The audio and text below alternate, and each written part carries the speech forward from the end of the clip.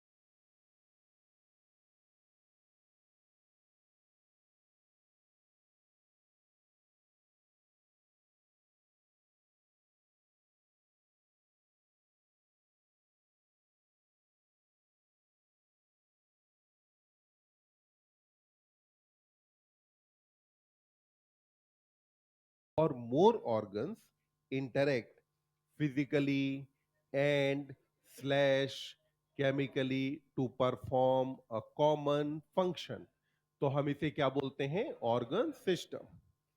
फिर अपन ने कहा कि अपनी बॉडी में ऑर्गन सिस्टम, ऑर्गन, टिश्यू और सेल्स ये सारे वर्क को स्प्लिट कर लेते हैं, और ये स्प्लिट करते हैं इस तरीके से which help in survival of the body as a whole.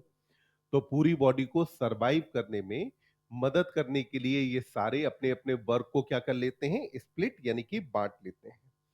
फिर हमने कहा कि function of cell vary according to structure, है ना? क्या वेरी कर रहा था? स्ट्रक्चर। किसके हिसाब से? फंक्शन। तो अपन ने क्या कहा था? Structure of cell vary according to function. Therefore animal tissue are broadly classified into 4 types. अब यहां पर इनमें से अपने को जो बात करनी है वो सबसे पहले बात करनी है अबाउट इपीथेलियल टिश्यू। तो हम सबसे पहले किसकी बात करने वाले हैं? इपीथेलियल टिश्यू के। और ये जो इपीथेलियल टिश्यू है इसको बच्चे अपन शॉर्ट में एक नाम इपीथीलिया भी दे देते हैं। तो इपीथेलियल टिश्यू के लिए मेरे पास एक और नाम क्या है? इपीथीलिया। तो इपीथेलियल टिश्यू को क्या कहा जाता है? इपीथीलिया कहा जाता है। अब जरा देखें, ये जो इपीथेलियल टिश्यू है इसमें अगर हम देखें तो ये प्रॉपर एक लेयर बनाता है। ये क्या बना रहा होता है? एक लेयर बनाता है। अब लेयर बनाता है तो इसका मतलब हुआ कि इपीथेलियल टिश्यू की जो सेल्स हैं वो कुछ इस तरीके से अरेंज होंगी। अब ये सेल्स जब अगर कुछ इस तरीके से अरेंज होगी तो सेल्स ने यहां पर क्या बना दी? एक लेयर। तो अपन ने कहा कि यहां पर जो सेल्स हैं they are arranged in form of layer. जब ये सेल्स लेयर में अरेंज्ड है, अब देखिए, जब ये सेल्स लेयर में अरेंज्ड हैं तो हमें सबसे पहली बात दिखाई दे रही है कि यहां पर सेल्स के बीच में जो स्पेस है ये काफी कम है कि ज्यादा? काफी कम है ना? तो अपन ने कहा कि सबसे पहली बात कि देयर इज लिटिल और नो इंटरसेलुलर स्पेस। तो यहां पर इंटरसेलुलर स्पेस बहुत कम है या लगभग नहीं के जैसा ही है? तो आप बोलो इंटरसेलुलर सब्सटेंस यहां पर बहुत कम होगा कि ज्यादा? तो इसके अंदर इंटरसेलुलर स्पेस या इंटरसेलुलर सब्सटेंस ये क्या हो जाने वाला है? कम। तो इंटरसेलुलर सब्सटेंस यहां पे रहता है कम। अब अगर स्पेस ही नहीं है सेल्स के बीच में तो क्या यहां पे ब्लड वेसल जा पाएगी? नहीं। अगर ब्लड वेसल नहीं जा पाएगी तो क्या इन सेल्स को न्यूट्रिएंट मिल पाएंगे? नहीं। क्या एक्सक्रीटरी मटेरियल रिमूव हो पाएगा? नहीं। ये सारी काम करने के लिए हमेशा इसके नीचे मौजूद होता है एरियोलर टिश्यू। कौन रहेगा? Areolar tissue. पर एरियोलर टिश्यू और इपीथेलियल टिश्यू दोनों के बीच में बाउंड्री बनाती है एक मेम्ब्रेन जिसको अपन बोलते हैं बेसमेंट मेम्ब्रेन। क्या नाम देते हैं? तो बेसमेंट मेम्ब्रेन कहां है? इपीथेलियल टिश्यू के ऊपर की नीचे? कहां रहेगी? नीचे। तो इपीथेलियल टिश्यू के नीचे की तरफ यहां एक मेम्ब्रेन पाई जाती है और ये जो मेम्ब्रेन है इसको बच्चे अपन नाम देते हैं बेसमेंट मेम्ब्रेन। तो यहां पर एक मेम्ब्रेन मौजूद होती है जिसको नाम दे देते हैं बेसमेंट मेम्ब्रेन। और बेसमेंट मेम्ब्रेन मैंने कहा था कि बाउंड्री किस किस के बीच बनाती है? तो ये बनाती है इपीथेलियल और एरियोलर टिश्यू के बीच। मतलब इपीथेलियल टिश्यू के नीचे की तरफ यहां पर कौन मौजूद होगा? Areolar connective tissue. तो यहां पर पाया जाता है एरियोलर कनेक्टिव टिश्यू। और ये जो टिश्यू है ये होता है वेस्कुलर। ये टिश्यू कैसा है बेटा? वेस्कुलर है। तो अपन ने कहा कि वेस्कुलर है, इसका मतलब हुआ कि यहां पर ब्लड वेसल्स पाई जाती हैं। वहीं इपीथेलियल टिश्यू के मामले में देखें तो क्योंकि सेल्स के बीच में स्पेस बहुत कम है तो इसीलिए इपीथेलियल टिश्यू कैसा हो जाता है? एवेस्कुलर। इपीथेलियल टिश्यू कैसा हो गया? एवेस्कुलर। अब मुझे एक बात बताएं, अगर मैं यहां पर सेल नंबर 2 की मान लो बात करता हूं तो क्या सेल नंबर 2 का नीचे का जो सरफेस है क्या उसे फ्री सरफेस कहा जाएगा? हां कि नहीं? क्या लेफ्ट वाले को फ्री सरफेस बोलेंगे? क्या राइट वाले को फ्री सरफेस कह सकते हैं? क्या ऊपर वाले को कह सकते हैं? तो फ्री सरफेस कितना होता है? एक। कितना फ्री सरफेस रहेगा? एक। तो ये हमने कहा कि यहां एपिथेलियल टिश्यू के पास क्या मौजूद होता है? एक फ्री सरफेस। तो एपिथेलियल टिश्यू के पास हमेशा क्या मौजूद होगा? फ्री सरफेस यहां पाया जाता है। और फ्री सरफेस हमेशा हम किसको बोलेंगे? ऊपर वाले को। अब ये जो फ्री सरफेस यहां पर है, तो यहां फ्री सरफेस होने का मतलब है कि एक तरफ से हमेशा ये क्या रहेगा? खुला रहेगा। एक तरफ से क्या रहने वाला है? खुला होगा। जब ये खुला होगा, तो अब यहां जो एपिथेलियल टिश्यू है, ये एपिथेलियल टिश्यू ये बनाता है या तो कवरिंग या फिर क्या बनाएगा? लाइनिंग। तो अपन ने कहा कि या तो कवरिंग बनाएगा या फिर क्या बनाता है? लाइनिंग। दोनों शब्दों में थोड़ा सा अंतर होता है। जब भी अगर बाहर की तरफ से कोई कवर बनता है, तो उसको अपन क्या बोलते हैं? कवरिंग कहते हैं।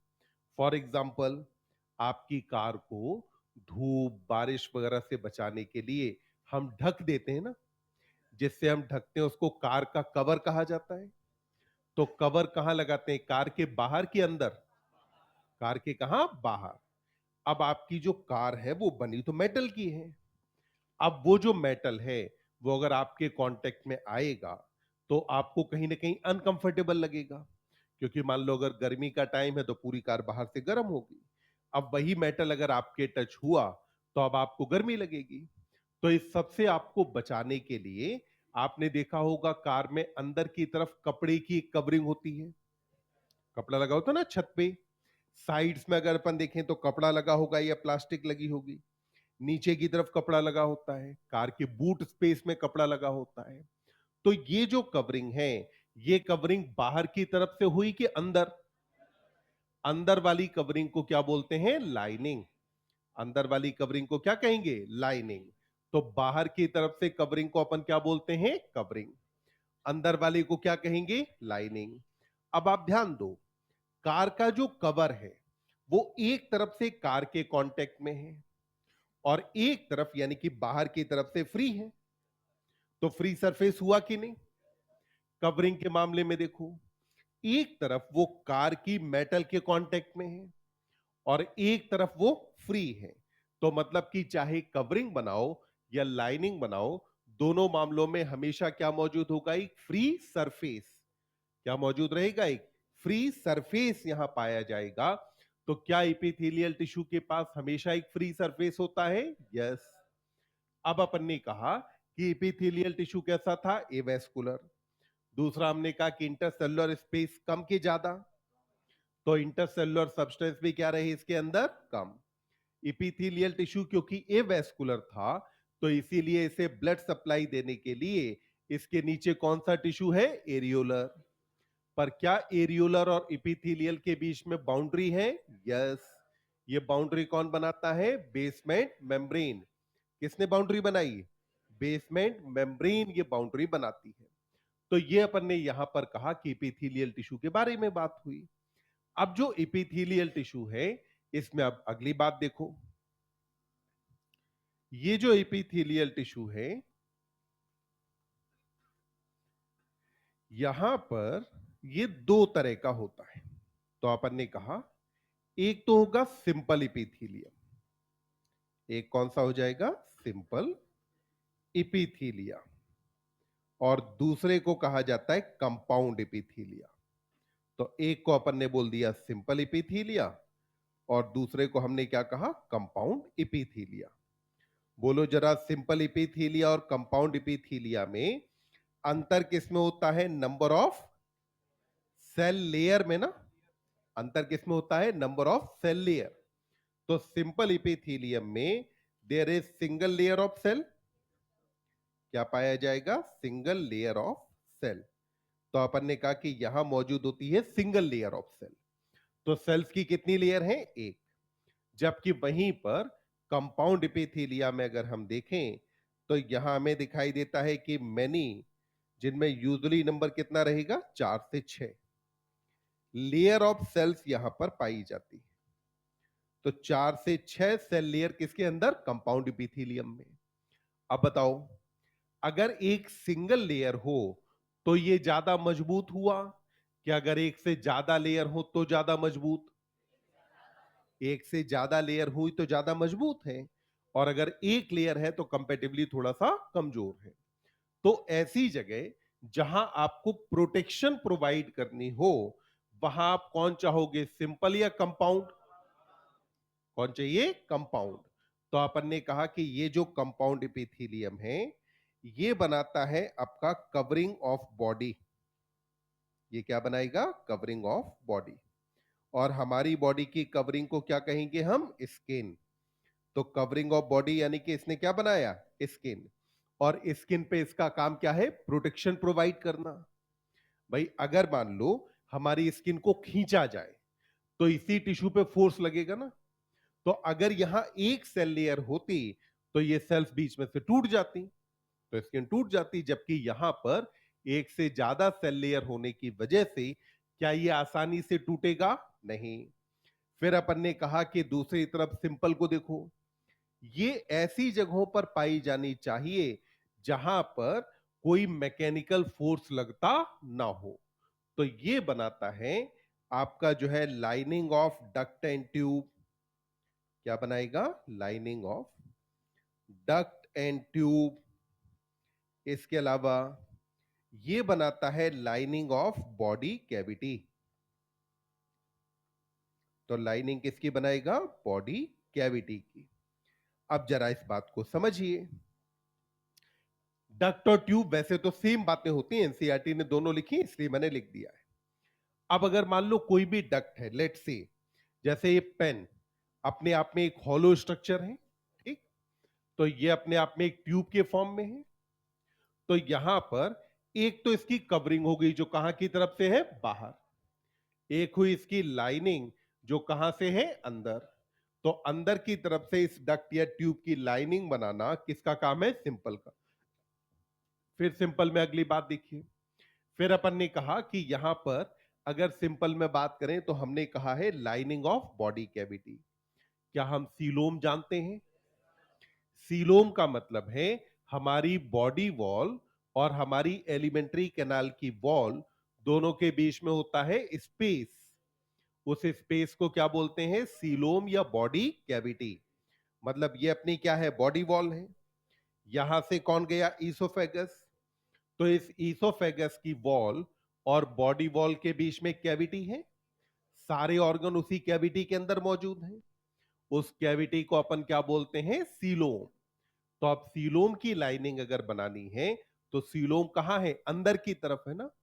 तो वहां पर लाइनिंग कौन बनाएगा? Simple epithelium. इधर अपन ने कहा कि जब स्किन पर प्रोटेक्शन प्रोवाइड करनी है तो वो काम किसका हो जाएगा? कंपाउंड इपिथेलियम का काम होगा। तो कंपाउंड इपिथेलियम आपको क्या प्रोवाइड करती है? प्रोटेक्शन।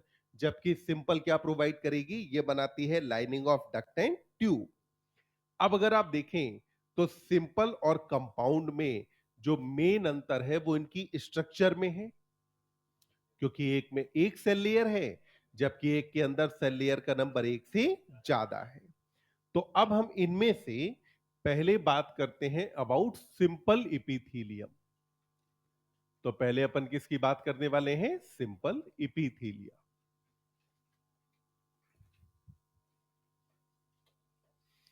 बोलो, सिंपल इपिथीलियम में सेल लेयर कितनी थी? एक था ना। तो अपन ने कहा कि यहां पर सिंगल लेयर ऑफ सेल पाई जाती है। तो इसमें सेल लेयर का नंबर कितना? एक। अब जो सिंपल इपिथेलियम है, बेस्ड ऑन स्ट्रक्चरल मॉडिफिकेशन, किस पर बेस्ड? Structural modification. यानी कि इसकी स्ट्रक्चर अलग अलग तरीके की होगी, उसके बेसिस पर it is of three type. तो इसके कितने टाइप होते हैं? तीन।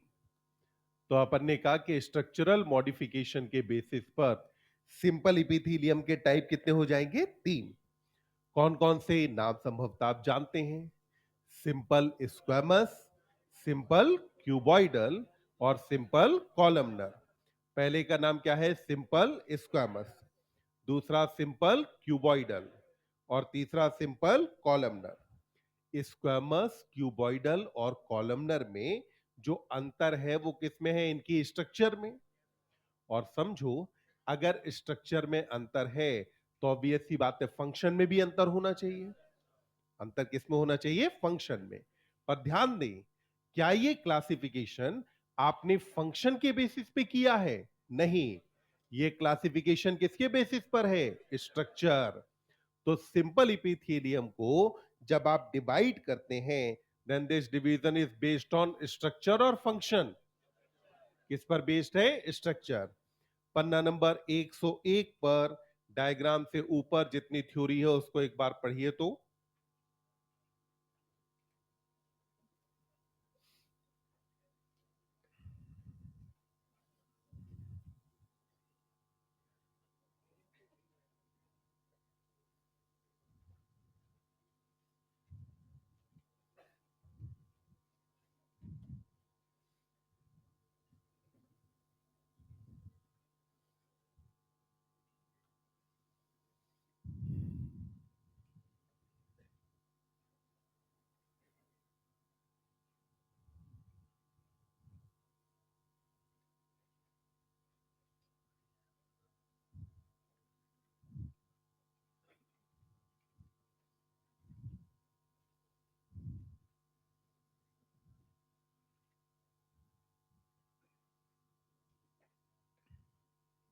देखो, बेसमेंट मेम्ब्रेन के बारे में एनसीईआरटी इस चैप्टर में तो कुछ नहीं लिखती है, पर आपको याद आता है जब हम ब्रीदिंग के अंदर बात करते हैं रेस्पिरेटरी मेम्ब्रेन की, तब इसका नाम आता है।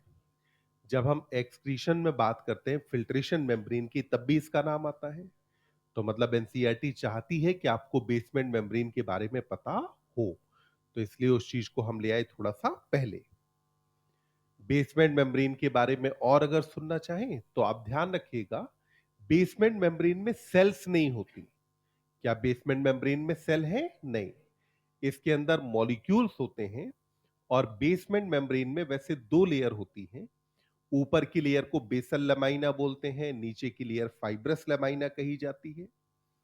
बेसल लमाइना को सेक्रीट करता है एपिथेलियल टिश्यू, जबकि फाइब्रस लमाइना को सेक्रीट करता है कनेक्टिव टिश्यू। तो बेसमेंट मेम्ब्रेन एक जॉइंट वेंचर है, यानी दोनों मिलकर के बनाते हैं। कौन कौन? एपिथेलियल टिश्यू और कनेक्टिव टिश्यू। पर बेसमेंट मेम्ब्रेन में सेल होती है क्या? नहीं, इसके अंदर सेल नहीं पाई जाती है।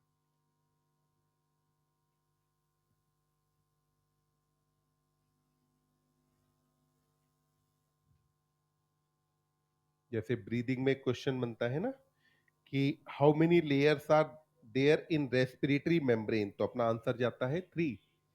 और वही क्वेश्चन पूछ ले कि how many cellular layers are there in respiratory membrane, तो अपना आंसर क्या हो जाता है? 2।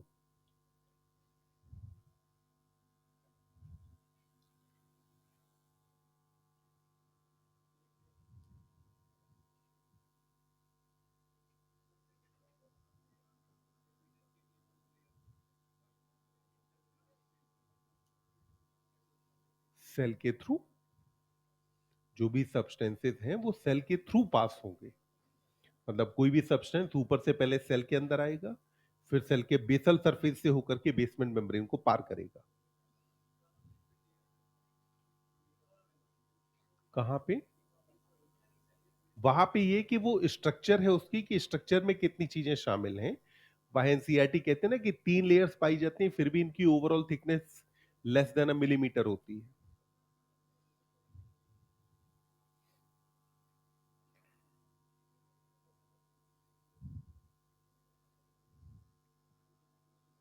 तो क्या हम अगले पन्ने पर आ जाएं?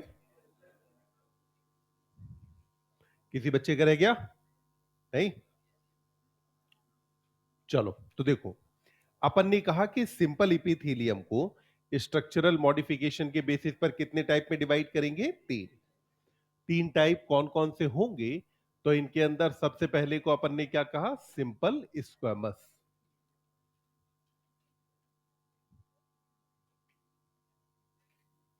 तो इनमें से फर्स्ट को मैंने नाम दे दिया सिंपल स्क्वैमस इपिथेलिया।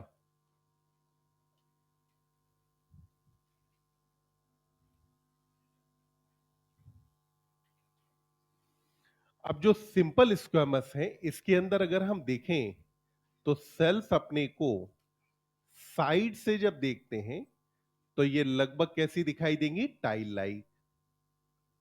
साइड से अगर देखेंगे तो सेल्स का अपीयरेंस कुछ किसके जैसा रहेगा, टाइल्स के जैसा। क्योंकि सेल के पास हाइट ही कम है तो ऑब्वियसली इसका न्यूक्लियस थोड़ा सा फ्लैट होगा और यहां पर नीचे क्या पाई जाएगी, बेसमेंट मेम्ब्रेन।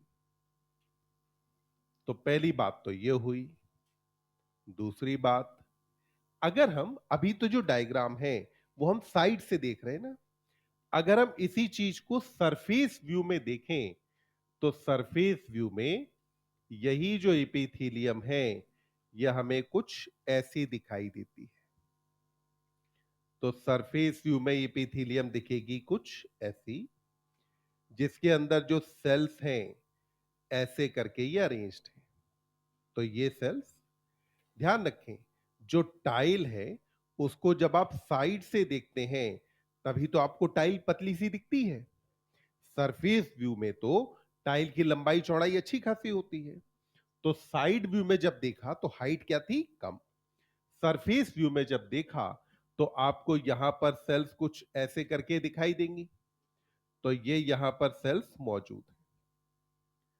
तो हमने यहां पर कहा कि जो सेल्स हैं, सेल्स आर फ्लैट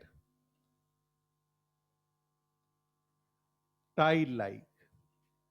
सेल्स किसके जैसी हैं बेटा, टाइल के जैसी हैं। और सेल्स कैसी होती हैं, फ्लैट है। अगर फ्लैट है तो इसका मतलब है हाइट कम है, विड्थ ज्यादा है। फ्लैट होने का मतलब है हाइट कम, जबकि विड्थ क्या है, ज्यादा। तो जब हाइट कम हो, विड्थ ज्यादा हो, तो हम सेल्स को क्या कहेंगे कि सेल्स कैसी हैं, फ्लैट हैं। और ये टाइल लाइक है। अब हमारे घरों में जो टाइल यूज होती है फ्लोरिंग में, उस टाइल के लिए या फ्लोरिंग के लिए एक वर्ड पेवमेंट भी होता है। और कौन सा वर्ड दिया जाता है, पेवमेंट। ये जो टाइल्स हैं, इन टाइल्स को पेविंग टाइल्स अपन बोलते हैं। तो क्योंकि ये टाइल लाइक है, इसीलिए इस एपिथेलियम को मैं एक नाम दे दूंगा, पेवमेंट एपिथेलिया। क्या नाम दिया मैंने, पेवमेंट एपिथेलिया नाम दिया। तो इसीलिए मैंने इसे नाम क्या दे दिया बेटा, पेवमेंट एपिथेलिया, यानी कि टाइल लाइक सेल्स होती है। अब अगली बात देखें, यहां पर जो सेल्स की बाउंड्रीज हैं, ये वाला डायग्राम देखना। सेल की बाउंड्रीज रेगुलर है कि इरेगुलर। तो अपन ने कहा कि यहां पर जो सेल्स हैं, इन सेल्स की जो बाउंड्रीज है वो क्या है, इरेगुलर है। तो अपन ने कहा कि यहां पर सेल की बाउंड्रीज होती हैं इरेगुलर। फिर आप इसका देखिए, न्यूक्लियस लगभग कैसा दिख रहा है, फ्लैट। तो अपन ने कहा कि न्यूक्लियस इज नियरली फ्लैट। तो लगभग लगभग फ्लैट सा न्यूक्लियस आपको यहां दिखाई देगा। अब एक बात और, केवल सुन लेंगे, लिखेंगे नहीं। जब भी अगर आप इसका कहीं एक लंबा सा सेक्शन देखेंगे, लंबा सेक्शन कहां दिखाई देगा, तो मान लो कोई डक्ट या ट्यूब है, उसको अगर आप काट लें, इसको ऐसे करके काटें और फिर इसे खोल करके फिर अपन अगर साइड से देखें तो अपने को एक लंबा सेक्शन दिखेगा। इस लंबे सेक्शन में सबके जो न्यूक्लियस हैं वो ऐसा नहीं है कि एकदम नाप के बराबर पे रखे गए हैं। न्यूक्लियस थोड़ा बहुत कहां दिखाई देंगे, ऊपर नीचे। जब आप लाइट माइक्रोस्कोप में सेल को देखते हैं तो आपको सेल मेम्ब्रेन नहीं दिखाई देती, आप सेल को पहचानते हैं न्यूक्लियस के बेसिस पर। तो न्यूक्लियस थोड़ा सा कैसा दिखाई देगा, ऊपर नीचे, मतलब कि वेव लाइक। न्यूक्लियस कैसा दिखेगा, वेव लाइक। क्योंकि वेव लाइक न्यूक्लियस यहां दिखाई देता है, इसीलिए हम इसे एक नाम देते हैं, टीसिलेटेड एपिथेलियम। क्या कहा जाता है इसे, टीसिलेटेड एपिथेलिया। पर वो नाम जो है नीट वगैरह ने कभी पूछा नहीं है, तो इसलिए अपन उस नाम पे नहीं जा रहे। अब ये तो हुआ स्ट्रक्चर के बारे में। स्ट्रक्चर के बाद अब अगली बात आती है कि अगर मैं फंक्शन वाइज बात करूं तो इसका काम क्या है। तो इसका काम है that it will form diffusion boundary. क्या बनाता है बेटा ये, डिफ्यूजन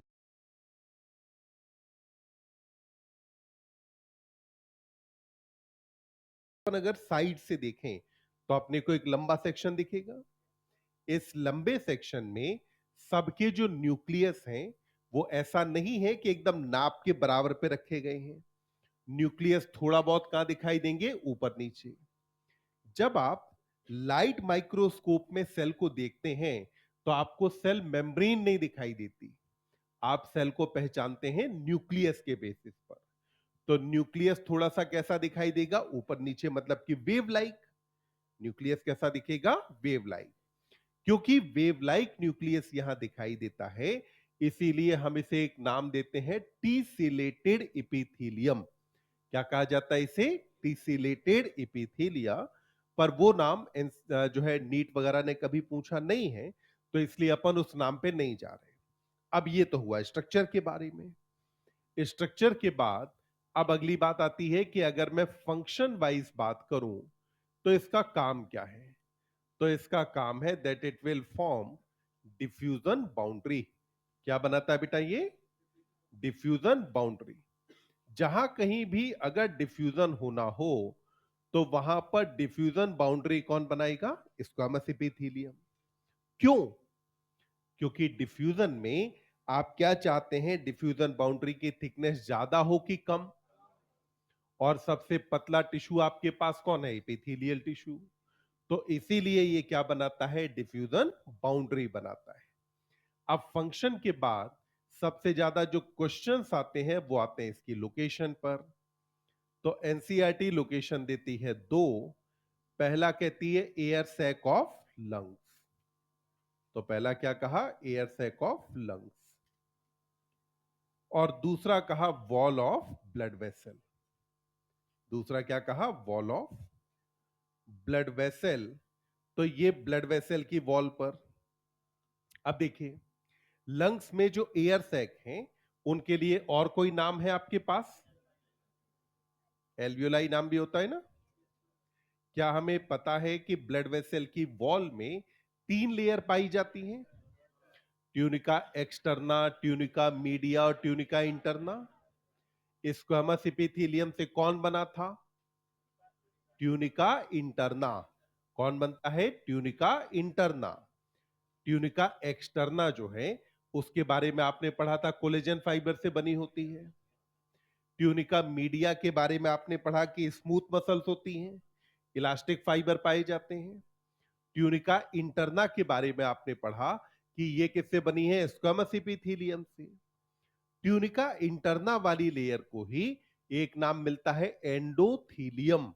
क्या कहा जाता है, एंडोथीलियम कहते हैं।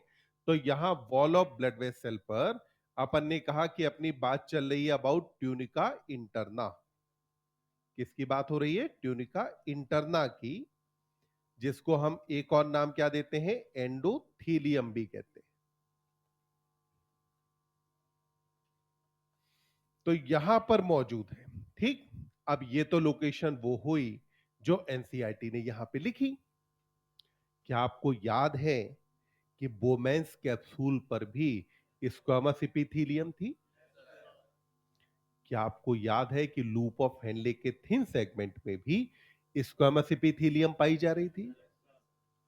क्या आपको याद है कि हार्ट में जो एंडोकार्डियम वाली लेयर थी सबसे अंदर की तरफ, वहां भी कौन होती है, स्क्वामस एपिथेलियम होती है।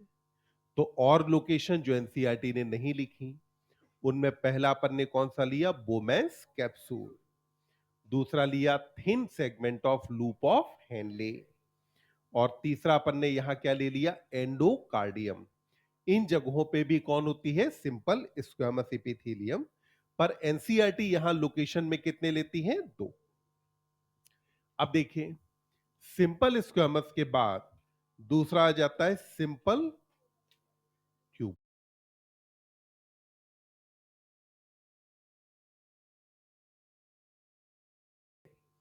और तीसरा अपन ने यहां क्या ले लिया, एंडोकार्डियम।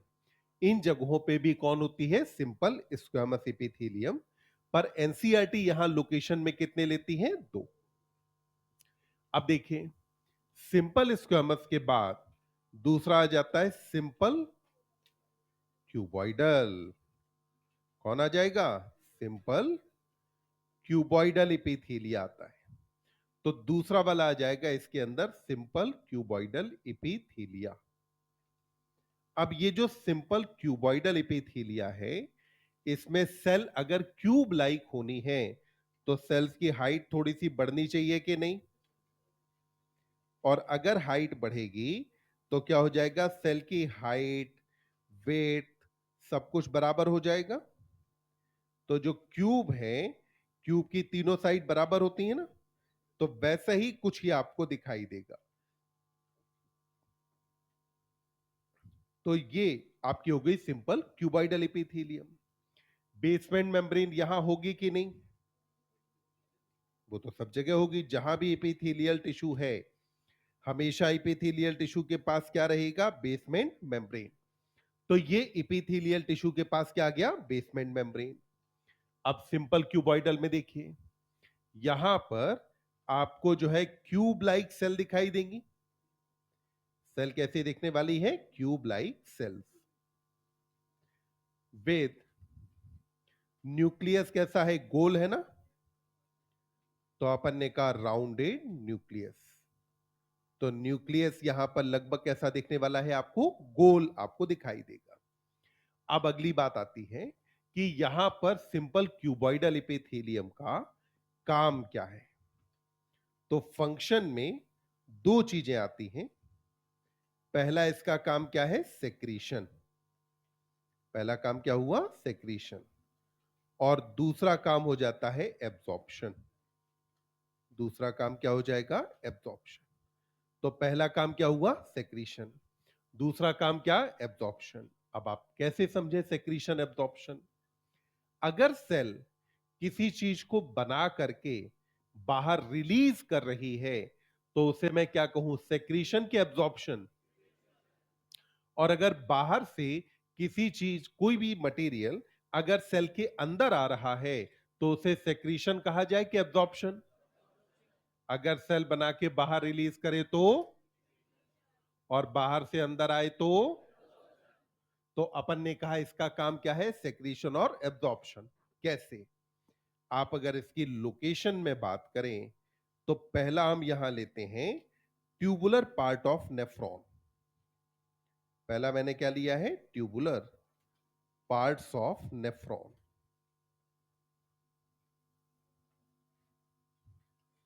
तो नेफ्रॉन के ट्यूबुलर पार्ट के अंदर यह पाया जाता है। क्या हमें याद है कि यूरिन फॉर्मेशन में तीन प्रोसेस थी? ग्लोमेरुलर फिल्ट्रेशन, सिलेक्टिव रीअब्जॉर्प्शन और ट्यूबुलर सेक्रीशन। क्या सिलेक्टिव रीअब्जॉर्प्शन में आपको एब्जॉर्प्शन शब्द दिखाई देता है? क्या ट्यूबुलर सेक्रीशन में आपको सेक्रीशन वर्ड दिखाई देता है? तो मतलब वहां इसके काम कितने हैं? दो। पहला है एब्जॉर्प्शन और दूसरा काम क्या है? सेक्रीशन। दूसरा हमने कहा ये कहां पर मौजूद है? Tubular part. ट्यूबुलर पार्ट का मतलब क्या हुआ? क्या आपको याद है कि नेफ्रॉन को दो पार्ट में डिवाइड करते थे, ग्लोमेरुलस और रीनल ट्यूब्यूल? तो जब मैं अगर बात यहां कर रहा हूं ट्यूबुलर पार्ट ऑफ नेफ्रॉन, तो क्या मैं उसमें ग्लोमेरुलस भी कह रहा हूं? नेफ्रॉन को कितने पार्ट में डिवाइड किया था? दो। पहले का नाम क्या? ग्लोमेरुलस। दूसरे का नाम रीनल ट्यूब्यूल। बोलो पहले का नाम, दूसरा कौन? पहले का नाम, दूसरा रीनल ट्यूब्यूल। रीनल ट्यूब्यूल में आता है Bowman capsule, PCT, loop of Henle और डीसीटी। कलेक्टिंग डक्ट किसी नेफ्रॉन का पार्ट होता नहीं है। तो जब मैं कहता हूं ट्यूबुलर पार्ट ऑफ नेफ्रॉन, तो मतलब मैं बात किसकी कर रहा हूं? रीनल ट्यूब्यूल की। और रीनल ट्यूब्यूल के ज्यादातर पार्ट में इपिथेलियम कौन सी मौजूद है? क्यूबॉइडल। फिर एनसीईआरटी अगला कहती है कि यह पाया जाता है डक्ट ऑफ ग्लैंड। कहां मौजूद है बेटा? Ducts of gland. तो अपन ने कहा कि यह मौजूद होता है डक्ट ऑफ ग्लैंड पर। कायदे से यह एग्जाम्पल गलत है। किसी भी डक्ट ऑफ ग्लैंड पर सिंपल क्यूबॉइडल नहीं होता। पर एनसीईआरटी ने लिखा है, मैंने रटा है, पता होने के बावजूद कि गलत है। जब मैंने रटा है तो तुमको भी रटना है। एनसीईआरटी ने सिंपल क्यूबॉइडल की लोकेशन कितनी लिखी है? दो। पहला ट्यूबुलर पार्ट ऑफ नेफ्रॉन और दूसरा क्या लिखा? Duct of gland. Duct of gland का मतलब क्या हुआ? एक ग्लैंड जिससे सेक्रीशन आ रहा है, उससे सेक्रीशन ले कौन के जाएगा? डक्ट। तो वो जो डक्ट वाला पार्ट है, वहां पर कौन मौजूद है? क्यूबॉइडल एपिथेलियम है। तो अब मैंने कहा कि लोकेशन में कितनी चीजें? दो।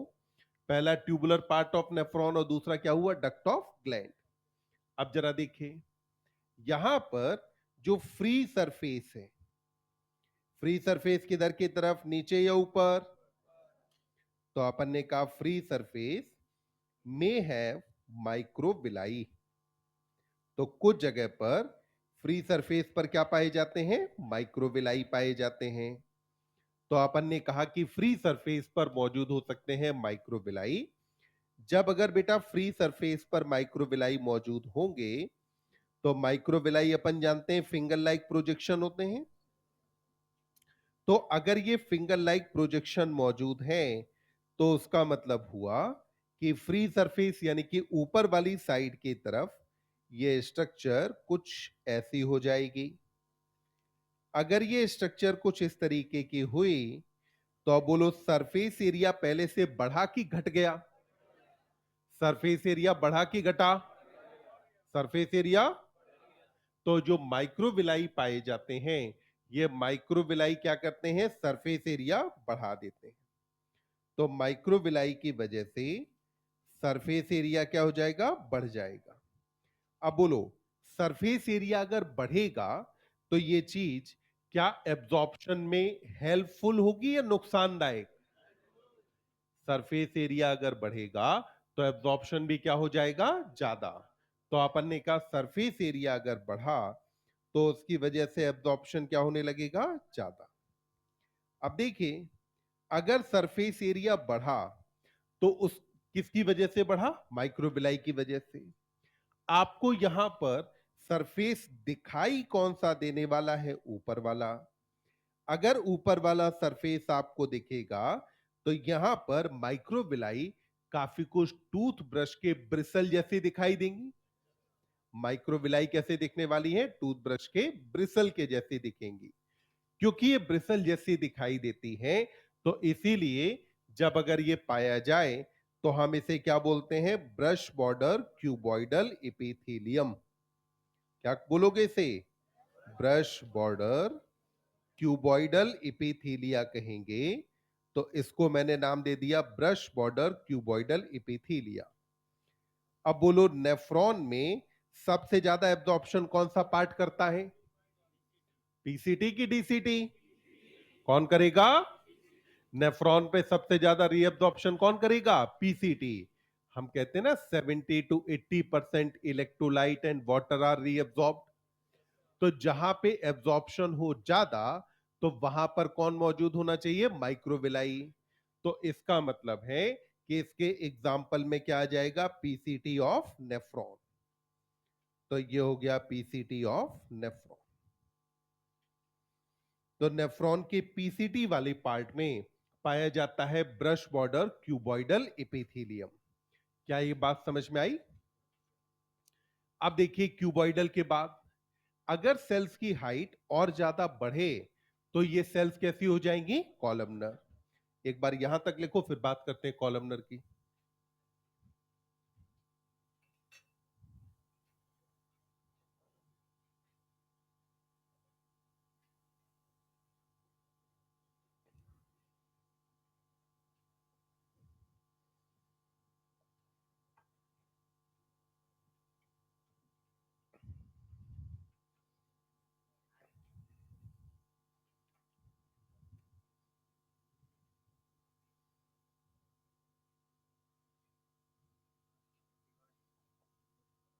हाँ, इपिकार्डियम में इसलिए होता है क्योंकि इपिकार्डियम कायदे से एक लेयर नहीं होती। जो अपन बात करते हैं पेरिकार्डियम की, जिसमें दो लेयर होती हैं, पेराइटल और विसरल पेरिकार्डियम। तो जो विसरल पेरिकार्डियम है, वो खुद ही इपिकार्डियम होती है। विसरल पेरिकार्डियम का ही दूसरा नाम होता है इपिकार्डियम। और जो ये पेराइटल और विसरल पेरिकार्डियम है, ये मॉडिफिकेशन है सीलोम का। तो सीलोम पे कौन पाई जाती है? Simple squamous epithelium. तो वही वहां पे पाई जाती है। यही सिंपल स्क्वेमस एपिथेलियम आपके लंग्स के अराउंड प्लूरा पे मौजूद होती है। तो ओरिजिन क्योंकि सीलोम से है, तो इसीलिए स्क्वेमस एपिथेलियम होती है।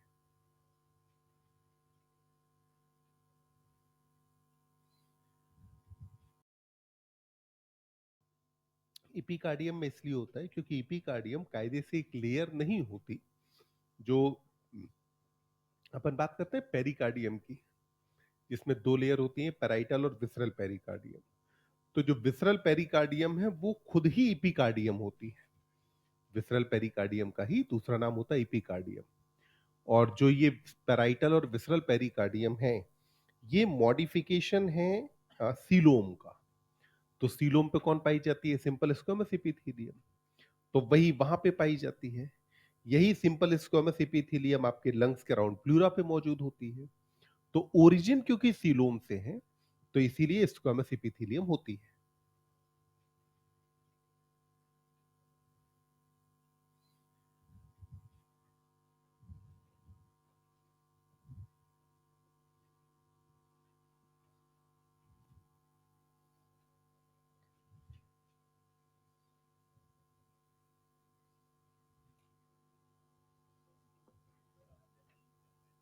हाँ, सीलोम मीसोडर्म से अराइज होता है। हार्ट के बारे में लिखा है ना, मीसोडर्मल ऑर्गन है। हाँ, तो सीलोम में जब कहा आपने लाइंड बाय मीसोडर्म, तो मतलब सीलोम जो है उसकी जो लाइनिंग बनेगी, वो लाइनिंग ओरिजिनेट कहां से होगी? मीसोडर्म से। और वो जो लाइनिंग है वो बना कौन रहा है? Simple squamous epithelium. तो वो सिंपल स्क्वेमस एपिथेलियम जो सीलोम की लाइनिंग बना रहा है, वो ओरिजिनेट कहां से हुआ? मीसोडर्म से। आगे बढ़े। अब जरा देखिए, अगर बेटा सेल्स की हाइट और बढ़े, तो सेल्स की हाइट बढ़ने पर अब ये सेल कैसी हो जाएंगी? कॉलमनर। तो इसको मैं क्या कहूंगा? Simple columnar इपीथीलिया।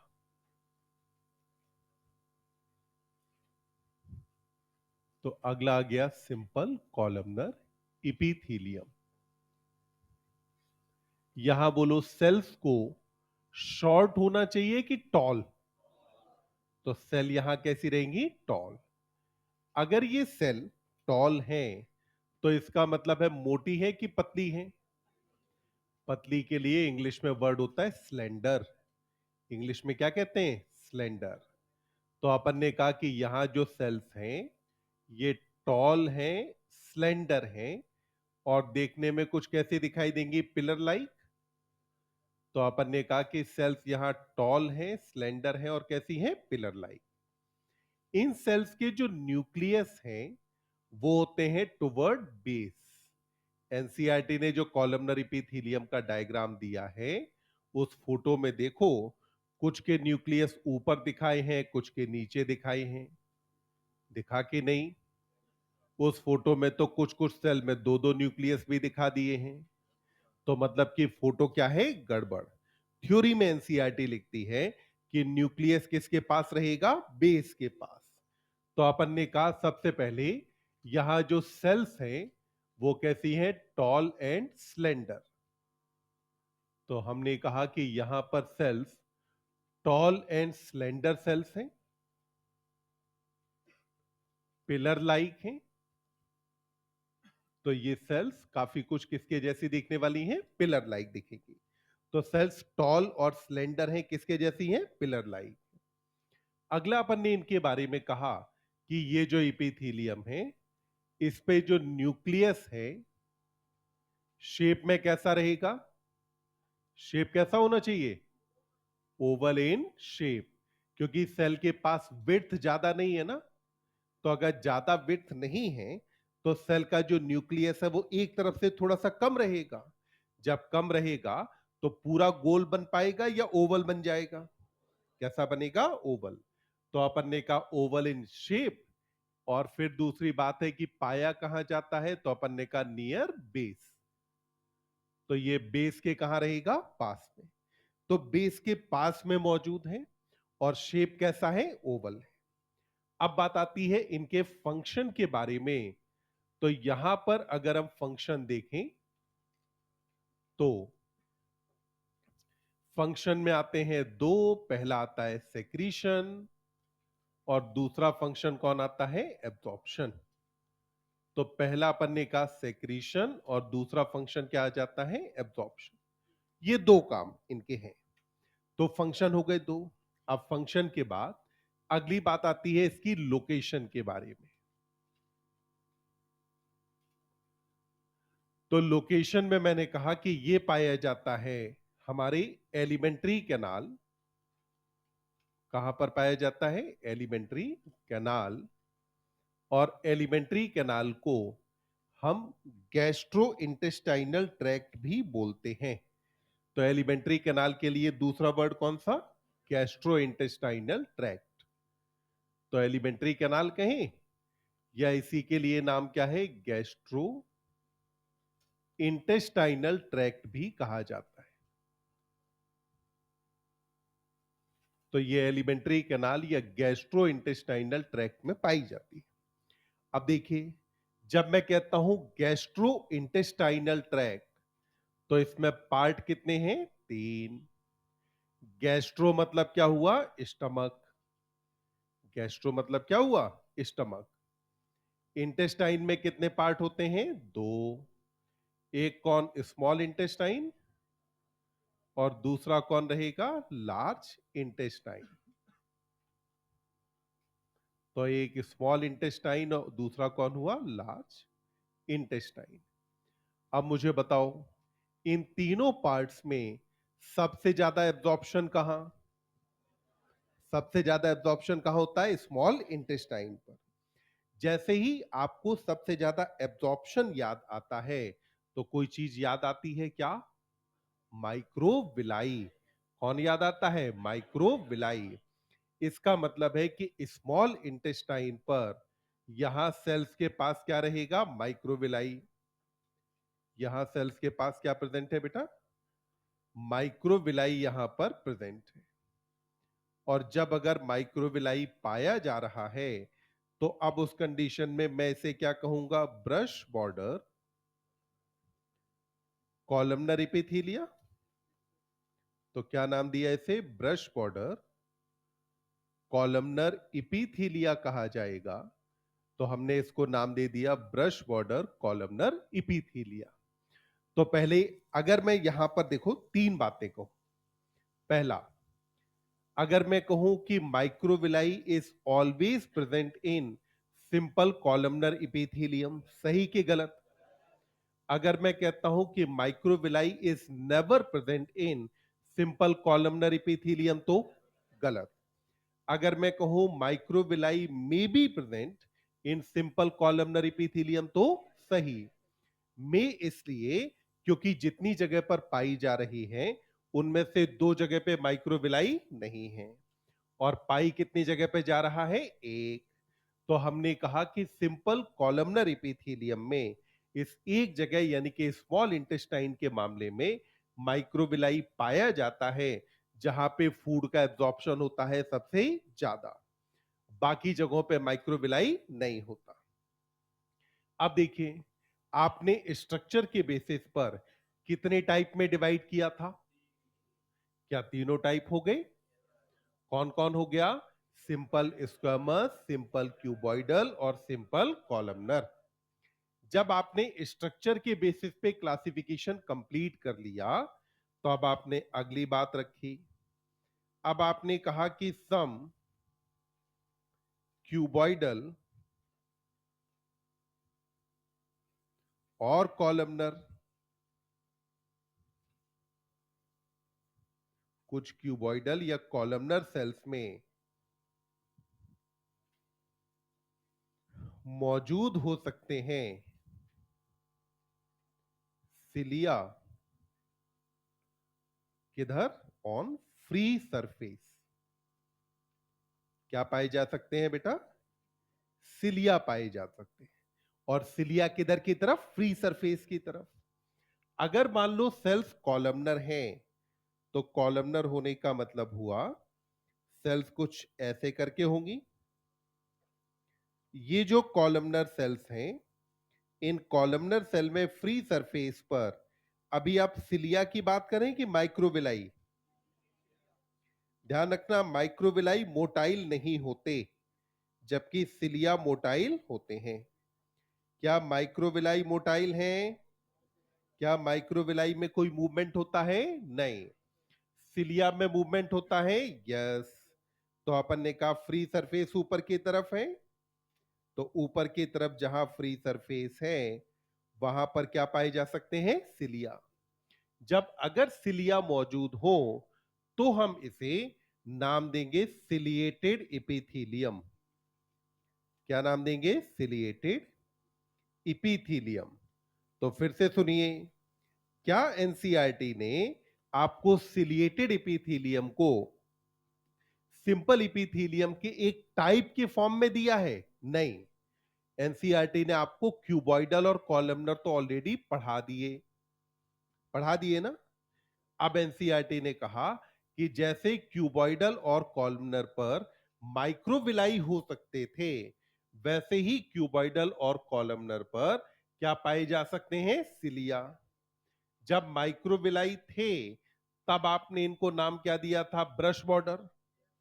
अगर सिलिया मौजूद हो तो आप इसे नाम क्या देंगे? Ciliated epithelium. अब ये जो सिलिया हैं ये काम क्या करेंगे? तो हमने कहा कि सिलिया का काम होता है कि ये मूवमेंट कराते हैं of particle in a specific direction. तो पार्टिकल का जो मूवमेंट होगा, ये मूवमेंट होगा एक स्पेसिफिक डायरेक्शन में।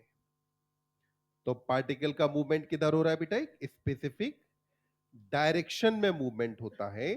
तो हमने कहा पार्टिकल का मूवमेंट किधर होगा? एक स्पेसिफिक डायरेक्शन में। मतलब क्या मैं यहां स्पेसिफिक की जगह पर रैंडम लिख सकता हूं? नहीं। स्पेसिफिक का मतलब हुआ एक दिशा निर्धारित है, उसी डायरेक्शन में मूवमेंट होना है, आपकी अपनी इच्छा से होगा नहीं। अब यहां इसके एग्जाम्पल में पहला एनसीईआरटी लेती है ओविडक्ट यानी कि फेलोपियन ट्यूब। पहला क्या लिया? ओविडक्ट। जिसका दूसरा नाम क्या है? Fallopian tube. बोलो ओविडक्ट के अंदर कितने पार्ट? कौन कौन से? सीक्वेंस से बताना। ओवरी के तरफ वाले पार्ट का नाम? इनफंडिबुलम। बीच में सबसे वाइड पार्ट? एम्पुला। यूटरस की तरफ? इस्थमस। ओवरी के तरफ वाले पार्ट का नाम? इनफंडिबुलम। ऐसे करके दिखता है ना। फिर इसके बाद यहां वाले पार्ट का नाम? एम्पुला। और इधर यूटरस की तरफ वाला पार्ट? इस्थमस। तो ओवरी की तरफ कौन? बीच वाला पार्ट। और सबसे यूट्रस की तरफ कौन? इस्थमस। यहां पर जो ओविडक्ट है, इस ओविडक्ट के अंदर मूवमेंट किसका होता है? ओवम का। मूवमेंट किसका होगा? ओवम। तो अपन ने कहा कि यहां मूवमेंट होगा ओवम का। और ये जो मूवमेंट है, ये मूवमेंट आपको पता है कि इसकी एक डायरेक्शन है कि ये इनफंडिबुलम से किधर की तरफ जाना चाहिए? क्या अपोजिट डायरेक्शन में जाना एक्सेप्टेबल है? तो इनफंडिबुलम से किधर जाना चाहिए? इस्थमस। तो स्पेसिफिक डायरेक्शन की रैंडम डायरेक्शन कैसी होनी चाहिए? स्पेसिफिक। अब यहां एक बात सुने, क्या ह्यूमन ओवम मोटाइल है? ह्यूमन ओवम मोटाइल है कि नहीं? क्योंकि ओवम खुद चल नहीं सकता। क्या ह्यूमन ओवम स्टेशनरी है? स्टेशनरी है क्या? नहीं, क्योंकि रुका भी नहीं रहता। तो ओवम ना तो मोटाइल है ना ही स्टेशनरी है। अगर ये मोटाइल होता तो इसके पास खुद चलने के लिए कुछ होता। अगर स्टेशनरी होता तो ये एक जगह पे रुका रहता। तो ह्यूमन ओवम ना तो मोटाइल है और ना ही स्टेशनरी है। दोनों में से कोई भी टर्म उस पर एप्लीकेबल नहीं है, क्योंकि ओवम में मूवमेंट तो होता है, पर यह मूवमेंट एक्सटर्नल फोर्सेस की वजह से होता है। मूवमेंट किसकी वजह से हो रहा है? सिलिया की वजह से। तो यहां पहला एग्जांपल हो गया आपके पास ओविडक्ट। ओविडक्ट के बाद अब देखिए एनसीईआरटी आपको यहां देती है ब्रोंकियोल। क्या लिया एनसीईआरटी?